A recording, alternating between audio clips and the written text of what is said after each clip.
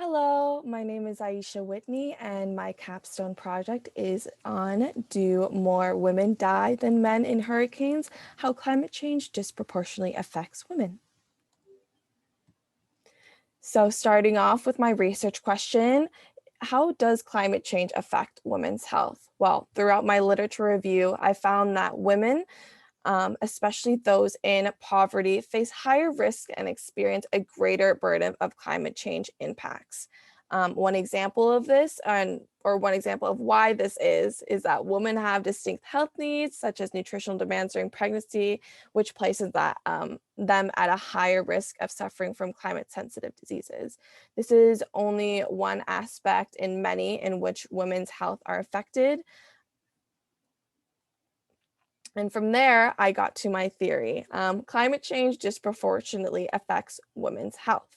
As I said earlier, women's health is impacted in a various number of ways, um, but I chose to focus on one aspect in which during climate-related disasters, women suffer disproportionate mortality and survivors experience decreased life expectancy. So focusing on that first part of the statement, I came up with my hypothesis that as climate change causes climate-related disasters to increase, the mortality rate for women also increases. That brings me to my research design. So I chose hurricanes as my measurement for the climate-related disasters.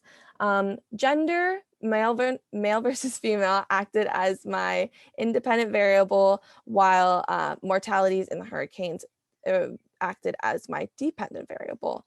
I looked at the NOAA's website of National Hurricane Center Tropical Cyclone Reports. The information was available here, but there was no data set created, so I had to go ahead and do that myself. I went through all Atlantic hurricanes from 2000 to 2021 and looked at reports where the US was affected. I then took the reports and counted all mortalities that occurred in the continental US. Some reports had Puerto Rico, but I chose to just keep it to continental US. In the reports, deaths were also separated by indirect and direct. But in my data set, I chose to just put them into one category of total mortalities just to simplify the data set. And in my data set, mortalities were categorized once again by gender, but not all reports fully reported the gender.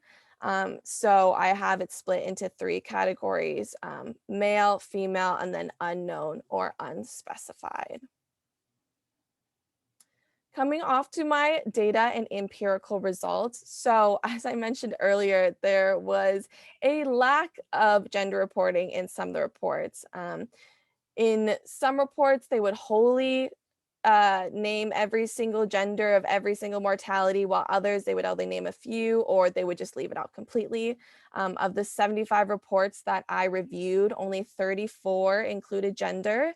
And of the total 3,026 mortalities counted, unspecified gender accounted for 2,777 of them. So a large majority.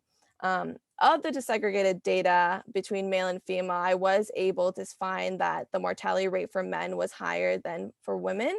Male mortalities accounted for 5.8% of deaths, while female mortalities accounted for 2.4%. And then the unknown or unspecified gender category, again, accounted for 91.8% of mortalities. So conclusion and further research. Unfortunately, the lack of desegregated data doesn't allow me to come to a true conclusion. There are limitations in gender data, and I had a very small sampling space, so it's not possible for me to create a conclusive answer. But of the desegregated data, I did find that my hypothesis was not supported. There were more male mortality than female mortalities.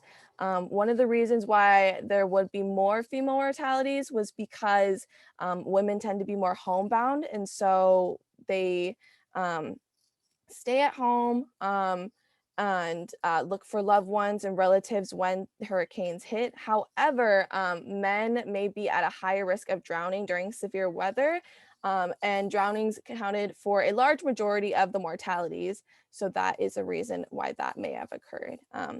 My findings also found that there was a lack in federal standards for gender reporting. As I mentioned earlier, some reports only reported a portion of the gender while others reported fully. This reveals that how unprepared we are in the science world. We have to start disaggregating data in order for us to create solutions for these higher impact or the higher risk groups, such as women, and specifically women in poverty. And we're unable to come up with solutions when it comes to health and climate change if the disaggregated data is not available. And finally, here is my sources cited. Thank you so much for listening, and I hope you enjoyed my presentation.